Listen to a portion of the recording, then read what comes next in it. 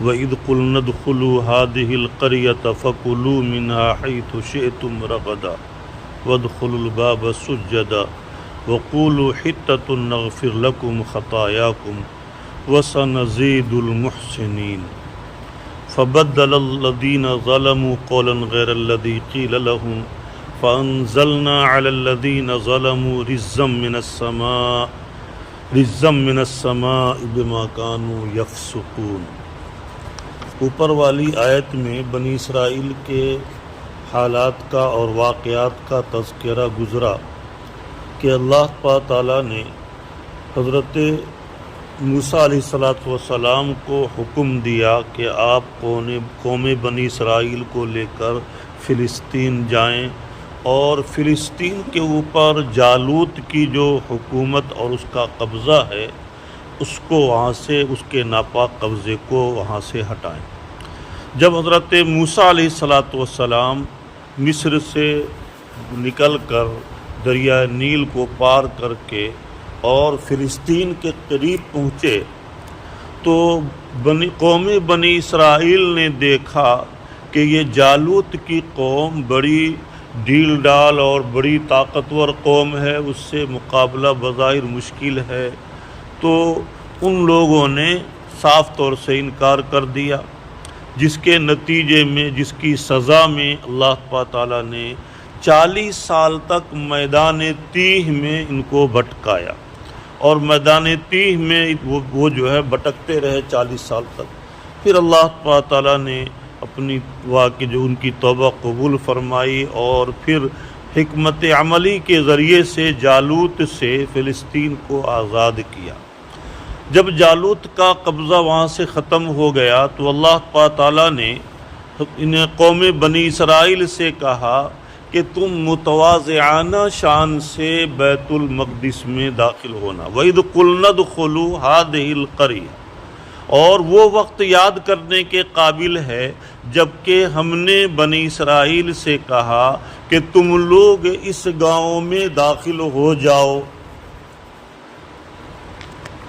یہاں پر اس گاؤں میں داخل ہو جاؤ، اس کا تعلق دوسرے واقعہ سے ہے۔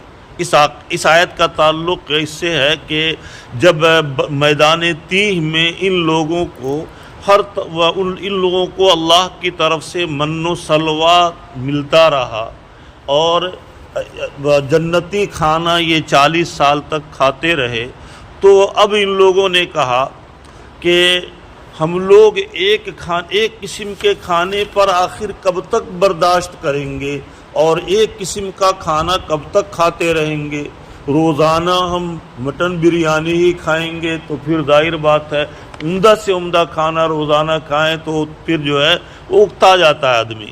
تو ہم لوگوں کو ایک طرح کا کھانا نہیں چاہیے، بلکہ ہم لوگوں کو لہسن، پیاز، ادرک اس طرح کا کھانا چاہیے۔ وَإِذْ قُلْنَا ادْخُلُوا هَٰذِهِ الْقَرْيَةَ، تو اللہ تعالیٰ نے فرمایا کہ دیکھو یہاں تم کو تو وہی ملے گا جو یہاں کا روٹین ہے، اور باقی تم کو اگر لہسن، پیاز، ادرک یہ سب والا کھانا کھانے ہیں تو پھر تم اپنے شہر میں چلے جاؤ۔ وَإِذْ قُلْنَا ادْخُلُوا هَٰذِهِ الْقَرْيَةَ، وہ وقت یاد کرنے کے قابل ہے جب کہ ہم نے کہا بنی اسرائیل سے کہ تم لوگ اس گاؤں میں داخل ہو جاؤ اور پھر اس گاؤں میں سے جیسا چاہو تم کھانا کھاؤ، رغداً، رغبت کے ساتھ، وَادْخُلُوا الْبَابَ سُجَّدًا، اور دیکھو تم جب بیت المقدس میں داخل ہونا تو عاجزی اور متواضعانہ حیت کے ساتھ داخل ہونا۔ متکبرانہ حیت اللہ کو پسند نہیں ہے کہ تم جو ہے جب فلسطین میں داخل ہوتے ہوئے کبر و غرور کا اظہار مت کرنا کہ ہم تو آج فاتحانہ حیثیت سے داخل ہو رہے ہیں، اس وجہ سے کہ یہ فتح یابی تمہاری اپنی کوشش کے نتیجے میں نہیں بلکہ اللہ کی مشیت اور اللہ کی توفیق کے نتیجے میں ہے، اللہ کی مدد کے نتیجے میں ہے۔ اس بنا پر تم لوگ جو ہے اپنی بڑائی کا اظہار کرنے کے بجائے عاجزی اور بے بسی کا اظہار کرتے ہوئے جانا اور جاتے ہی فوراً سجدے میں چلے جانا۔ چنانچہ اللہ کے نبی صلی اللہ علیہ وسلم بھی فتح مکہ کے موقع پر جب مکہ میں داخل ہوئے تو آپ نے سب سے پہلے خانہ کعبہ جب داخل ہوئے تو داخل ہونے کی ہیئت بھی مفسرین نے یہ بیان کیا ہے کہ اونٹنی کے اوپر سوار ہو کر اپنی گردن کو نیچے اتنا جھکائے ہوئے تھے کہ لگتا تھا کہ اونٹ کے کوہان سے آپ کا سر با کے لگ جائے گا، اور بالکل نہ گردن جھکائے ہوئے داخل ہوئے۔ اور جب آپ گئے خانہ کعبہ کے اندر تو وہاں پہنچ کر سب سے پہلے شکر گزاری کے طور پر آپ نے 8 رکعت نماز ادا کیا۔ اور یہ 8 رکعت نماز کہاں ادا کیا؟ 2012 میں جب ہم حج کے لیے گئے تھے تو وہاں دیوبند کے ایک مولانا ابوالکلام مفتی ابوالکلام صاحب جو ہے سے ملاقات ہوئی۔ انہوں نے مجھ سے بتلایا کہ ہم جو ہے پورے حرم کا آپ کو زیارت کرانا چاہتے ہیں، آپ جو ہے میرے ساتھ چلیے۔ تو میں نے جو ہے ایک مرتبہ انہوں نے فرمایا کہ ایک مرتبہ میں مولانا علی میاں ندوی صاحب نوّر اللہ مرقدہ کے ساتھ حج کے لیے آیا ہوا تھا، چنانچہ عرب کے ایک شیخ نے ان کو پورے حرم کی زیارت کرائی۔ حرم کے اندر جو تاریخی مقامات ہیں، اللہ کے نبی صلی اللہ علیہ وسلم کے زمانہ میں کیا کیا واقعات پیش آئے، وہ ان واقعات کی زیارت کرائی۔ تو اس بنا پر مجھے وہ سب معلوم ہے، تو میں چاہتا ہوں کہ آپ کو ہی بتلا دوں۔ میں نے کہا بہت اچھی بات ہے۔ عصر کی نماز کے بعد ہم گئے ان کے ساتھ، تو صفا پہاڑی کی طرف جب ہم حرم سے حجر اسود سے صفا پہاڑی کی طرف جانے کا جو راستہ ہے، اسی راستے میں حرم کے متصل جو ہے حرم ترکی میں ایک ستون تھا، جس ستون کے بارے میں اس فتح مکہ سے متعلق کچھ آیتیں اس میں لکھی ہوئی تھیں۔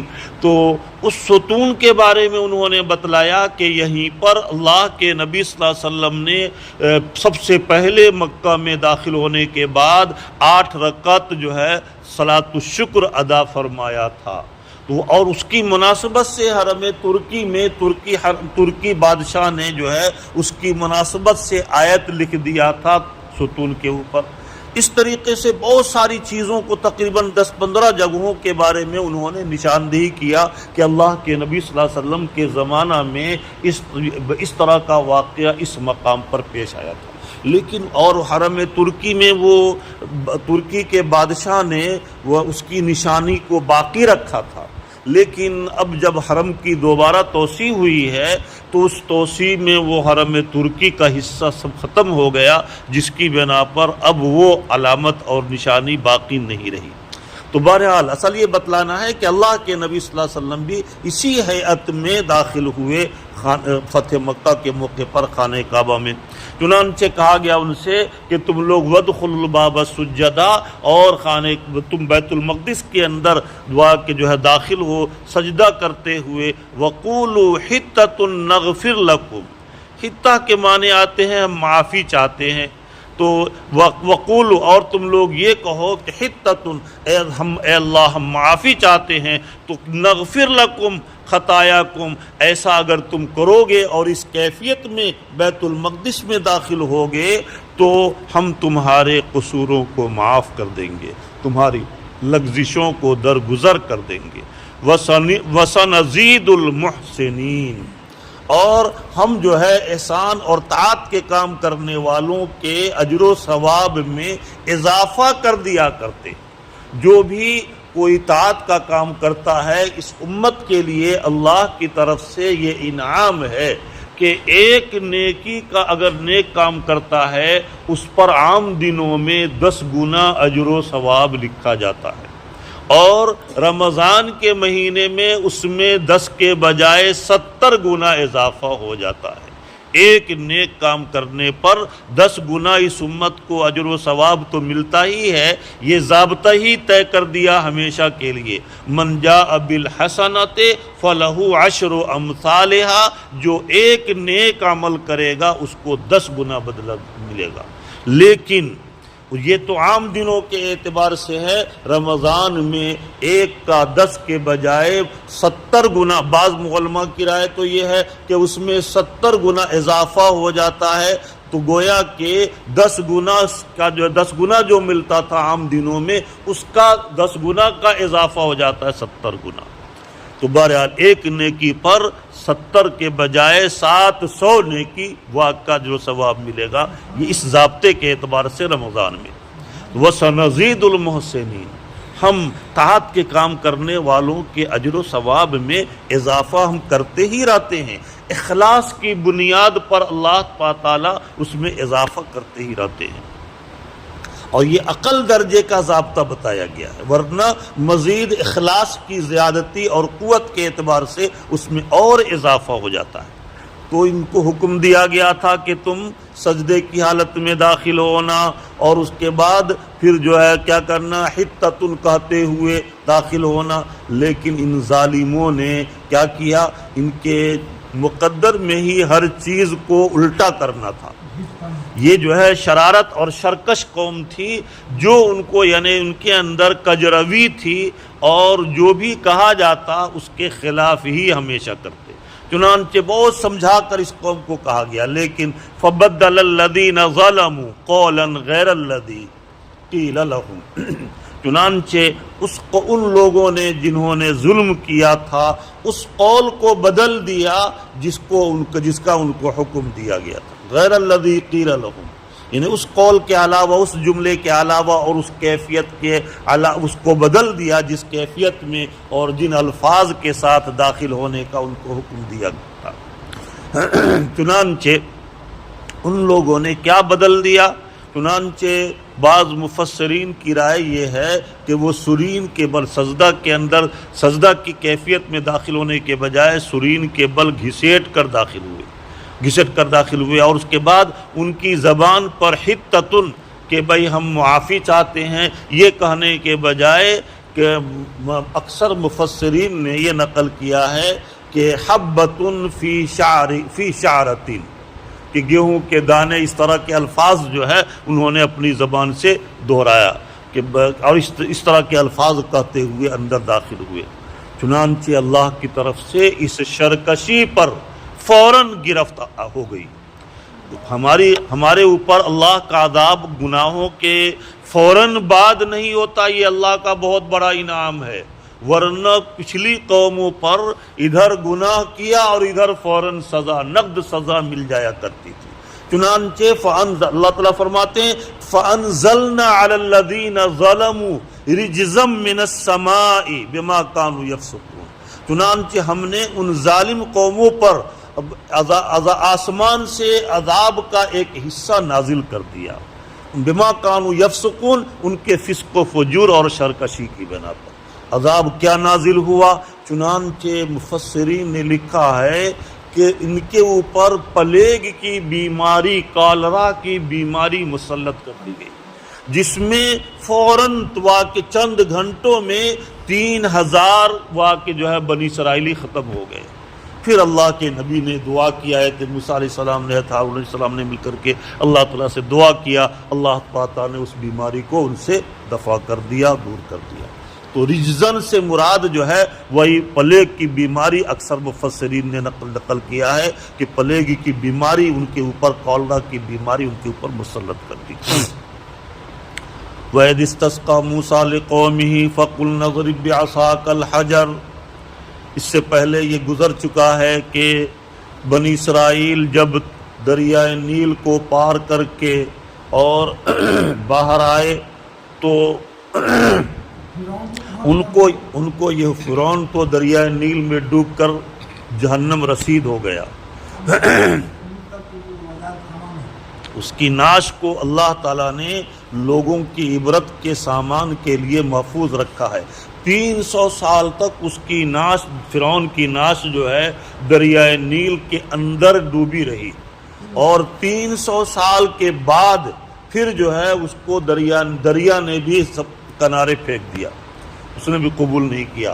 300 سال میں 3 دن میں تو پھٹ کر کے پھر برباد ہو جاتی ہے ناش، لیکن یہ کہ اللہ تعالیٰ نے قیامت تک آنے والے انسانوں کی عبرت کے لیے اس کی 300 سال تک پانی میں رہنے کے بعد بھی اس کی ناش کو محفوظ رکھا، اور پھر 300 سال کے بعد اس کی ناش دریائے نیل کے کنارے آ گئی۔ چنانچہ لوگوں نے اس کو اٹھا کر کے اور محفوظ کر دیا۔ لوگ بتاتے ہیں کہ آج بھی مصر کے میوزیم میں اس کی نعش محفوظ ہے۔ بہرحال وَإِذِ اسْتَسْقَىٰ مُوسَىٰ لِقَوْمِهِ، تو بات یہ چل رہی تھی، اس سے قبل یہ گزرا کہ بنی اسرائیل جب دریائے نیل کو پار کر کے باہر آئے تو ان کو کہا گیا کہ بھئی جو ہے فلسطین جاؤ اور فلسطین کو جالوت کے سرکش اور ظالم اور کافر قوم سے نجات دلاؤ۔ تو ان لوگوں نے انکار کر دیا، جس جانے سے جس کے جرم میں ان کو میدان تیہ میں 40 سال تک وہ بھٹکتے رہے۔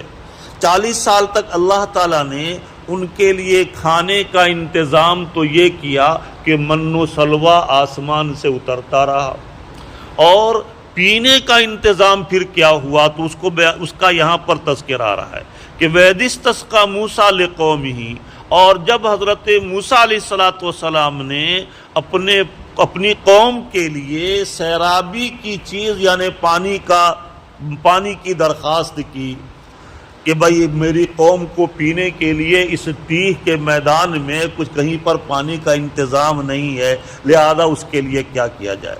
فَقُلْنَا اضْرِب بِّعَصَاكَ الْحَجَرَ، تو ہم نے حضرت موسیٰ سے کہا کہ آپ کے پاس یہ جو ڈنڈا ہے، عصا ہے، یہ عصائے موسوی، یہ سارے کمال اس میں ہم نے رکھ دیے ہیں، آپ کو پریشان ہونے کی ضرورت نہیں ہے۔ آپ اپنے اس ڈنڈے کو اس پہاڑ کی چٹان پر ماریے۔ چنانچہ انہوں نے ڈنڈے کو پہاڑ کی چٹان پر جب مارا تو اس میں سے 12 چشمے نکل پڑے۔ فَانْفَجَرَتْ مِنْهُ 12 عَيْنًا، تو اللہ تعالیٰ نے اس پتھر سے بہا دیا 12 چشمہ۔ 12 چشمے اس پتھر سے ابل پڑے، اور 12 اس وجہ سے ابلے 12 چشمے کہ چونکہ بنی اسرائیل کی تعداد 6 لاکھ تھی، جس کے کل 12 قبیلے تھے، تو 12 قبیلوں کے لیے الگ الگ پانی کا انتظام کیا گیا۔ جیسا کہ دریائے نیل سے کو پار کرنے کے لیے بھی اللہ تعالیٰ نے 12 نیشنل ہائی وے بنا دیا تھا، 12 راستے سے تم جو ہے وہ آ کے پار کرو۔ تو اس طریقے سے یہاں پر بھی 12 چشمے ان کے لیے زمین پہاڑ سے ابل پڑے، پھر اور چشمے کا پانی انتہائی ٹھنڈا اور شیریں اور میٹھا ہوتا ہے، چنانچہ اس کو یہ پیتے رہے۔ قد علم کل اناس مشربہم، ان میں سے ہر ایک تمام لوگوں نے اپنے پینے کی جگہوں کو جان لیا، یعنی 12 چشمے تو ابل پڑے تھے، اب جو ہے ہر قبیلے نے اپنے کہ جو ہے اپنے لیے ایک چشمے کا انتخاب کر لیا۔ اور ہم نے کہا کہ دیکھو تم اس جو ہے میدان تیہ میں ہماری اس نعمت کو کھاتے رہو، کلو وشربو من رزق اللہ کی طرف سے جو تم کو رزق دیا جا رہا ہے، من اور سلوہ، اس کو کھاتے رہو، من و سلوہ کو، اور اللہ کے رزق کو، اور یہ بہترین میٹھا چشمے کا پانی پیتے رہو۔ کلو وشربو من رزق اللہ کے رزق کو کھاؤ اور پیو، ولا تعثوا فی الارض مفسدین، اور تم لوگ روئے زمین پر فساد برپا کرتے ہوئے سرکشی میں حد سے آگے مت بڑھو۔ سرکشی میں یہ بڑی سرکش قوم تھی اور سرکشی میں بہت زیادہ آگے بڑھ چکی تھی، اسی وجہ سے کہا گیا کہ آئندہ ایسی ذات سرکشی مت کرو۔ وَإِذْ قُلْتُمْ يَا مُوسَىٰ لَن نَّصْبِرَ عَلَىٰ طَعَامٍ وَاحِدٍ فَادْعُ لَنَا رَبَّكَ يُخْرِجْ لَنَا مِمَّا تُنبِتُ الْأَرْضُ مِن بَقْلِهَا وَقِثَّائِهَا وَفُومِهَا وَعَدَسِهَا وَبَصَلِهَا، اور وہ وقت یاد کرنے کے قابل ہے جبکہ اے بنی اسرائیل تم نے اپنے نبی موسیٰ سے کہا کہ یا موسیٰ لن نصبر علی طعام واحد، ہم ایک قسم کے کھانے پر صبر نہیں کر سکتے۔ روزانہ من و سلوہ، کھانا کے جنتی کھانا، اس کا ذائقہ ہی کچھ اور، لیکن یہ ان کو نہیں پسند آیا۔ انہوں نے کہا ہم ایک ہی کھانے پر روزانہ صبر نہیں کر سکتے، 40 سال تک روزانہ ایک ہی قسم کا کھانا، لہذا فادع لنا ربک، آپ اپنے پروردگار سے ہمارے لیے دعا کر دیجئے کہ یخرج لنا مما تنبت الارض من بقلها، کہ ہمارے لیے اللہ تعالیٰ وہ کھانا اب بھیج دے جو کہ جس کو زمین اگاتی ہے، زمین سے اگنے والی چیزوں میں سے ہم کو واقع کھلائے، من بقلها، چونکہ ان کو جنتی کھانا آتا تھا، آسمانی بٹیر اور مرغ مسلم، اور اس کے بعد من واقع جو ہے وہ بہترین چنے کی دانہ کی طرح سے، چنے کی دانے کی طرح سے جو لذیذ قسم کا جنتی کھانا ہوتا تھا۔ تو کہنے لگے ہم تو اب زمین سے نکلنے والی چیزوں کو ہم کھانا چاہتے ہیں، من بقلها، ساگ، یعنی شاکاہاری، ساگ ہم کو چاہیے، بقلن کے معنی سبزی ترکاری سب چیز اس میں آ جائے گی، وقثائها، اور ککری، فرما رہے ہیں کہ کھیرا ککری، وفومہا، اور فوم کا ترجمہ اکثر مفسرین نے گیہوں سے کیا ہے، اور بعض مفسرین نے اس کا ترجمہ لہسن سے کیا ہے۔ بہرحال اکثر مفسرین کی رائے یہ ہے کہ وفومہا، کہ ہم کو گیہوں، یعنی گیہوں اور گیہوں کی روٹی وغیرہ کی طرف اشارہ ہوگا، وعدسہا، مسور کی دال، وبصلہا، اور پیاز، یہ لہسن پیاز ادرک اس طرح کا ٹیسٹی کھانا ہم کو چاہیے۔ ہم جو ہے جنتی کھانا ایک طرح کا کھاتے کھاتے اکتا گئے ہیں۔ قال، اللہ تعالیٰ نے فرمایا کم بختو، تم یہ لہسن پیاز والا کھانا تم کو اچھا کھانا معلوم ہو رہا ہے، یہ جنتی کھانا تم کو بھاتا نہیں، اچھا نہیں لگتا، یہ جنتی کھانے سے بڑھ کر کوئی کھانا دنیا کا نہیں ہو سکتا۔ قال، چنانچہ اللہ تعالیٰ نے فرمایا اتستبدلون الذی هو ادنی بالذی هو خیر، کہ تم گھٹیا چیز کا انتخاب کر کے اعلیٰ چیز کو تم جو ہے واقع تم ختم کر رہے ہو، نگلیکٹ کر رہے ہو، ریجیکٹ کر رہے ہو۔ یہ اعلیٰ، یہ جنتی کھانا جو تم کو دیا جا رہا ہے یہ شاہی کھانا ہوا، تو یہ شاہی کھانا تم کو پسند نہیں ہے، اور تم گھٹیا کھانا لہسن پیاز ادرک جو معمولی قسم کا کھانا سمجھا جاتا ہے وہ کھانا تم مانگ رہے ہو۔ اتستبدلون، کیا تم تبدیلی چاہتے ہو، بدلنا چاہتے ہو اس کھانے سے جو کہ گھٹیا، اس کھانے کو بدل کر لینا چاہتے جو کہ گھٹیا ہے، اس کھانے کے بدلے میں جو کہ بہتر اور اعلیٰ اور اسٹینڈرڈ ہے۔ اہبطوا مصر، تم کو اگر لہسن پیاز ادرک ہی چاہیے تو چلے جاؤ گاؤں میں جا کر یہ تم کو مل جائے گا۔ فرمانا ہے کہ فَإِنَّ لَكُمْ مَا سَأَلْتُمْ، تم کو گاؤں میں وہ تمام چیزیں مل جائیں گی جس کا تم نے مطالبہ کیا ہے۔ وَضُرِبَتْ عَلَيْهِمُ الذِّلَّةُ وَالْمَسْكَنَةُ، اللہ تعالیٰ نے اور یہودیوں کے اوپر اللہ کی طرف سے ذلت اور رسوائی فرمانے کہ ہمیشہ کے لیے مسلط کر دی گئی۔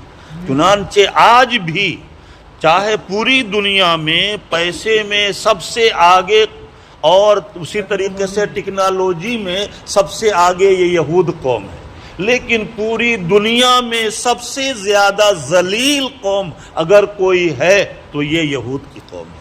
پوری دنیا کے لوگ اس کو حقارت کی نظر سے دیکھتے ہیں، اور ذلت اور رسوائی ان کے اوپر قیامت تک کے لیے اللہ کی طرف سے یہ مسلط کی گئی ہے۔ یہ جو ہے انسان کی طرف سے نہیں، چاہے کتنا مال ہی کیوں نہ ہو جائے، کتنوں ہی ٹیکنالوجی میں اور سائنس میں واقع اور سائنسی ایجادات میں وہ آگے بڑھ جائیں، لیکن اللہ کی طرف سے ہمیشہ ذلیل و خوار ہی رہیں گے، اور یہ ذلت و خواری ان کے سر رہے گی۔ ابھی افغانستان کے جو ایک بہت بڑے عالم گزرے ہیں، انہوں نے کئی سال قبل جو ہے ان کی جو ہے شہادت ہو گئی۔ شہادت سے قبل انہوں نے یہ پیشن گوئی کی تھی کہ 2027 میں یہودیوں کا خاتمہ ہو جائے گا۔ اللہ کی ذات سے پوری امید ہے کہ جو آثار ابھی چل رہے ہیں یہ آثار ان کے خاتمے کے ہیں۔ ابھی جو ہے جو ایران کی طرف سے اب روس اور چین بھی اب حملے میں شامل ہو گیا ہے، اور اس قدر ہولناک ان کے اوپر ابھی حملہ ہو رہا ہے کہ ان کا تصور بھی نہیں کیا ہوگا. کئی منزلہ نیچے جو ان کی عمارت ہے، جو میزائل جا رہی ہے، وہ کئی منزلہ نیچے تک تباہی مچا رہے ہیں اور بے شمار لوگ مر رہے ہیں اور ان کا روزانہ اربوں خربوں کا نقصان ہو رہا ہے. لیکن یہ یہود قوم اس کو ظاہر کبھی نہیں کر رہی ہے. لیکن بہرحال اللہ کی طرف سے آثار ایسے لگ رہے ہیں کہ وہ معانہ کی پیشن گوئی کسی بنیاد پر ہی انہوں نے واقع کیا ہوگا. اللہ تعالیٰ وہ پیشن گوئی کے مطابق بظاہر آثار ظاہر کر رہے ہیں کہ یہودیوں کے خاتمے کا وقت. اللہ کرے کہ ایسا ہی ہو اور یہ یہود کا اللہ تعالیٰ اس یہود کو، بے بہبود کو، اس سرزمین سے ہمیشہ کے لیے ختم فرما دے اور اللہ تعالیٰ بیت المقدس کو اس یہودیوں کے ناپاک چنگل سے آزاد فرمائے. تو فرما رہے ہیں کہ اہبطوا مصر وضربت علیہم الذلہ، اور ان یہودیوں کے اوپر ذلت والمسکنہ اور ذلت و رسوائی کو مسلط کر دیا گیا ہمیشہ کے لیے. وباؤوا بغضب من اللہ، اور ہمیشہ کے لیے یہ مغضوب علیہم قرار دے دیے گئے. ہمیشہ اللہ کی لعنت اور پھٹکار ان کے اوپر قیامت تک نازل ہوتی رہے گی. جہاں بھی رہیں گے یہ ذلیل و خوار رہیں گے. کبھی بھی عزت اور سکون کی زندگی ان کو حاصل نہیں ہوگی. اللہ تعالیٰ نے یہ اعلان کر دیا ہے. قرآن کا یہ اعلان بالکل واقع 100% صحیح ہے، اس میں کسی تبدیلی کی گنجائش نہیں. وباؤوا بغضب من اللہ، اور وہ اللہ کے غضب کے ہمیشہ کے لیے مستحق ہو گئے اور وہ مغضوب علیہم قرار دے دیے گئے ہمیشہ کے لیے. کیوں؟ ذالک بانہم کانوا یکفرون بآیات اللہ. ان کا ایک دو جرم نہیں ہے، ان کے جرائم اتنے ہیں جن کو شمار نہیں کیا جا سکتا. چنانچہ فرما رہے ہیں کہ ذالک بانہم، ایسا اس وجہ سے ان کے اوپر ان غضب کا ہمیشہ کے لیے اور غضب کے نزول کا اعلان اور ذلت و رسوائی کا فیصلہ اس وجہ سے کیا گیا کہ ایک تو یہ کہ بانہم کانوا یکفرون بآیات اللہ، کہ یہ لوگ اللہ کی آیتوں کا انکار کرتے تھے. ایک تو جرم یہ کہ اللہ کی آیتوں کا انکار، قرآن کا انکار کرنے والا کافر.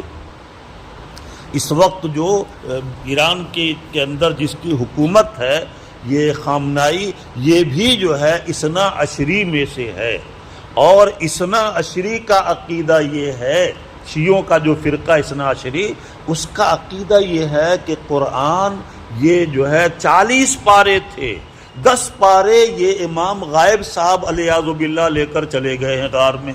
قرب قیامت میں وہ آئیں گے لے کر کے. اس وجہ سے قرآن کامل ہے ہی نہیں، قرآن کو وہ کامل کتاب مانتے ہی نہیں ہیں. اسی وجہ سے شیعوں میں کوئی قرآن کا حافظ ہی نہیں بنتا، چونکہ قرآن پر ان کا کامل ایمان ہے ہی نہیں. اور جس کا قرآن پر ایمان کامل نہ ہو وہ ایمان والا کیسا ہوگا؟ اسی وجہ سے ان فرقوں پر کفر کا فتویٰ بہت پہلے لگ چکا ہے. تو بہرحال ذالک ایسا اس وجہ سے ہے کہ یہ قرآن اللہ کی آیتوں کا انکار کرتے تھے. ایک جرم. دوسرا جرم یہ ہے کہ وَيَقْتُلُونَ النَّبِيِّينَ بِغَيْرِ الْحَقِّ، انہوں نے ناحق بہت سے انبیاء کو قتل کیا. حضرت زکریا علیہ السلام کو بے گناہ بے قصور شہید کیا. حضرت یحییٰ علیہ السلام کو بے گناہ بے قصور قتل کیا، شہید کیا. اس طریقے سے حضرت دمیائیل اور پتہ نہیں کیا کیا نام آتا ہے، بہت سارے انبیاء کو انہوں نے شہید کیا. صرف یہی نہیں کہ انبیاء کی تعلیمات کو انہوں نے قبول نہیں کیا، ایمان اس پر نہیں لائے، بلکہ بہت سارے انبیاء کو انہوں نے قتل کیا، شہید کیا. یقتلون النبیین بغیر الحق، ان کا کوئی قصور نہیں تھا. بغیر کسی جرم کے انہوں نے بہت سے انبیاء، نبیین جمع کا صیغہ لائے کہ ایک دو نبی نہیں، بہت سے نبیوں کو انہوں نے قتل کیا. جس کی بنا پر یہ بہت سارے جرائم اور بہت ساری سرکشی کی بنا پر اللہ تعالیٰ نے قیامت تک کے لیے یہ اعلان فرما دیا کہ یہ جہاں بھی رہیں گے ذلیل و خوار رہیں گے، جہاں بھی رہیں گے اللہ کا غضب ان کے اوپر نازل ہوتا رہے گا. ذالک بما عصوا وکانوا یعتدون. فرمانے کہ ایسا اس وجہ سے ہے کہ یہ لوگ بہت زیادہ اللہ کی نافرمانی واقعہ کرتے تھے، وَكَانُوا يَعْتَدُونَ اور نافرمانی میں حد سے تجاوز کر دیا کرتے تھے۔ اللہ کی نافرمان قوم تو تھی ہی، ان کی سرکشی کی بنا پر ہی اللہ تعالیٰ نے ان کے لیے احکام بھی بہت سخت نازل فرمائے تھے۔ چنانچہ مفسرین نے لکھا ہے کہ ان کے لیے حکم یہ تھا کہ اگر کسی کپڑے میں کہیں پر نجاست لگ جائے تو کپڑے کے اس حصے کو کاٹ کر جب تک پھینک نہیں دیں گے کپڑا پاک نہیں ہوگا۔ اور بعض مفسرین دھونے سے پاک نہیں ہوگا۔ بعض مفسرین کی رائے تو یہ ہے کہ اگر بدن کے کسی حصے میں سبیلین کے علاوہ ورنہ استنجا کریں گے تو پھر ہر روزانہ کاٹتے ہی رہیں گے تو پھر کیا ہوگا، تو اس وجہ سے سبیلین کے علاوہ جسم کے دوسرے کسی حصے میں اگر جو ہے نجاست لگ جائے تو وہاں کی کھال کو اکھیڑ کر کھال نکال کر پھینکے بغیر پاک نہیں ہو سکتا۔ یہ اس شرکش قوم کے لیے اللہ تعالیٰ نے ان کے لیے یہ سزا نافذ کیا تھا، سزا کے طور پر ان کی شرکشی کی بنا پر۔ تو اس کی سرکشی کی معمولی سی جھلک ابھی آپ کے سامنے آئی۔ بہرحال فرما رہے ہیں کہ اس جی زکوٰۃ نماز ان کا وہاں 5 وقت کی نماز نہیں تھی، غالباً ان کے اوپر 2 وقت کی نماز تھی جی، اور نماز بھی تھی تو اس میں رکوع قیام اور سجدہ یہ جو ہے رکوع نہیں تھا۔ جو ہماری نماز ہے وہ یہ نماز جو ہے گزشتہ تمام قوموں اور تمام انبیاء اور کی قوموں کے اندر جو نماز کا طریقہ تھا ان کا جامع ہے۔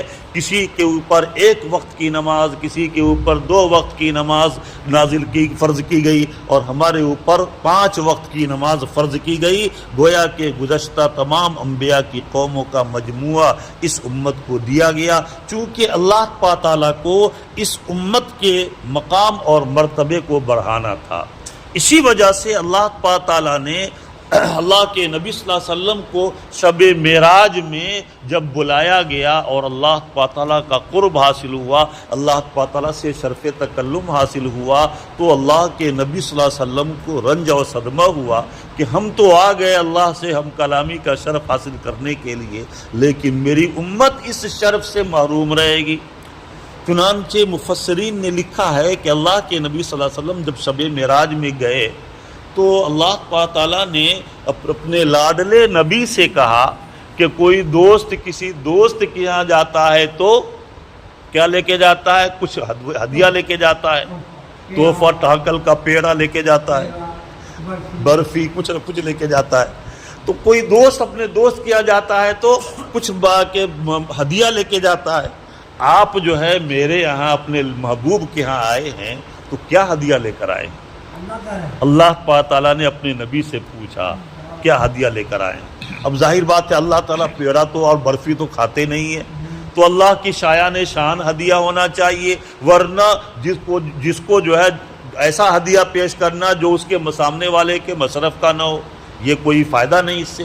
اسی وجہ سے اللہ کے نبی صلی اللہ علیہ وسلم نے فرمایا التحیات للہ والصلوات والطیبات، التحیات للہ والصلوات والطیبات، کہ اے اللہ، تحیات کے معنی آتے قولی عبادتیں۔ اب تک ہم نے دنیا میں رہ کر ہم جتنی بھی قولی عبادتیں کی ہیں وہ آپ کی نظر، والتحیات التحیات للہ والصلوات، اور جتنی فعلی عبادتیں نماز وغیرہ زبان سے ہم نے جو کچھ بھی تسبیحات اور تلاوت وغیرہ کیا اس کا ثواب قولی عبادتیں ہوئی، اور فعلی عبادتیں نماز پڑھنا، اسی طریقے سے جو ہے سجدہ کرنا، یہ سب جو فعلی عبادتیں ہم نے کیا ہے، اور اسی طریقے سے بدنی عبادتیں جیسے جو اور بدنی عبادتوں کے اندر حج وغیرہ ہے، تو اس طریقے سے جتنی فعلی قولی بدنی اب تک ہم نے جتنی عبادات کی ہیں وہ سب آپ کی بارگاہ میں بطور ہدیہ اور تحفہ کے پیش ہے۔ اللہ تعالیٰ اپنے محبوب بندے کی طرف سے اس قیمتی تحفے کو پا کر بہت زیادہ خوش ہوئے، اور فرمایا جی کیا معلوم ہوا؟ کہاں لکھا ہو؟ اللہ کے نبی صلی اللہ علیہ وسلم نماز تو پڑھتے یعنی نماز تو پڑھتے تھے نا، تہجد پڑھتے تھے. یا ایھا المزمل قم الليل، تہجد کی نماز کی فرضیت پہلے بھی ہو چکی تھی، تہجد فرض تھا. یا ایھا المزمل قم الليل الا قلیلا، پوری رات کچھ دن تک تہجد پڑھے، پھر اس کے بعد پھر تخفیف کیا گیا. ہاں نبی کے دل میں ہی بات ڈالا گیا، نبی نے ہی کہا. تو بہرحال اللہ کے نبی صلی اللہ علیہ وسلم نے جب یہ کہا، یہ ہدیہ پیش کیا، اللہ کے نبی اللہ تعالیٰ بہت زیادہ اس قیمتی تحفے کو پا کر بہت زیادہ خوش ہوئے، اور اس کے بعد فرمایا السلام علیک ایھا النبی ورحمۃ اللہ وبرکاتہ. اللہ تعالیٰ نے فرمایا سلامتی کا نزول ہو تمہارے اوپر. اللہ کے لاڈلے نبی نے اللہ کی طرف سے نازل ہونے والی اس سلامتی میں اپنی امت کو بھی فراموش نہیں کیا، فوراً کہا السلام علینا وعلی عباد اللہ الصالحین. امت کا کتنا غم. اللہ کے نبی صلی اللہ علیہ وسلم سے ایک صحابی نے کہا یا رسول اللہ قد شبتا قبل از وقت، آپ کے اوپر بڑھاپے کے آثار ظاہر ہو چکے ہیں. اللہ کے نبی صلی اللہ علیہ وسلم نے فرمایا شیبتنی ہود والواقعہ، قیامت کے دن پیش آنے والے منظر اور حالات کی جو منظر کشی کی گئی ہے قرآن میں، ان صورتوں کو پڑھ کر مجھے جو ہے اس غم نے، امت کے غم نے مجھے بوڑھا کر دیا کہ میری امت کا کل قیامت کے دن کیا ہوگا. امت کی جو اتنی فکر جو نبی کریں، ہم آخر ایسے نبی کے لیے کیا کر رہے ہیں، اس کا واقع جو بہرحال اللہ کے نبی نے سوچا کہ مجھے تو اللہ تبارک تعالیٰ سے معراج حاصل ہو گئی، اللہ تبارک تعالیٰ سے ہم سے شرف تکلم حاصل ہوا، میری امت کو کیا ہوگا. چنانچہ اللہ تبارک تعالیٰ نے 50 وقت کی نماز پہلے فرض فرمائی کہ بھائی ہم آپ کی امت کو، آپ کو تو ایک مرتبہ معراج ہوئی اور اللہ تعالیٰ سے شرف تکلم حاصل ہوا، ہم آپ کی امت سے روزانہ 50 وقت شرف تکلم اس کو عطا کریں گے اور 50 وقت اس کی معراج ہوگی. اللہ کے نبی نے فرمایا الصلاۃ معراج المومنین، نماز جو ہے یہ مومنوں کی معراج ہے. نماز میں اللہ تعالیٰ سے گویا کہ ہم کلامی اور ہوتی ہے، اللہ تعالیٰ سے گفتگو ہوتی ہے بندے کی. تو پھر اللہ تعالیٰ نے تخفیف کرتے ہوئے اور اس کے بعد پھر 5 وقت کی نماز کو باقی رکھا. اب سوال پیدا ہوتا ہے کہ جب 5 وقت کی باقی رکھنا تھا تو 50 وقت کی کیوں فرض کیے؟ اس کے اندر بھی دراصل بندے کو اس بات کا یقین دلانا تھا کہ 1 کا 10 جو ہے جو اللہ کی طرف سے ملے گا، اس کا یقین دلانا تھا کہ 5 نماز یہ گویا کہ 50 نماز کے قائم مقام میں صرف mg بڑھا دیا گیا ہے. پہلے جو ہے پہلے جو 100 پاور کی mg کی تھی، اب 500 mg والا کیپسول بنا دیا گیا. گویا کہ mg بڑھا دیا گیا، پاور بڑھا دیا گیا، اور ایک نماز کے اندر گویا کہ 10 نماز کو 10 نماز کے برابر قرار دے دیا گیا. تو ایک نماز کے اندر 10 نماز کا پاور رکھ دیا گیا. اس گویا کہ کوئی 5 وقت کی نماز پڑھتا ہے تو حقیقتاً وہ 50 وقت کی نماز ہی پڑھتا ہے، اور نامہ اعمال میں 50 وقت کی نماز کا ثواب ہی لکھا جائے گا. یہ جو ہے اس امت کا ایک اعزاز کی بنا پر اللہ تعالیٰ نے یہ ضابطہ مقرر کیا اس امت کے لیے.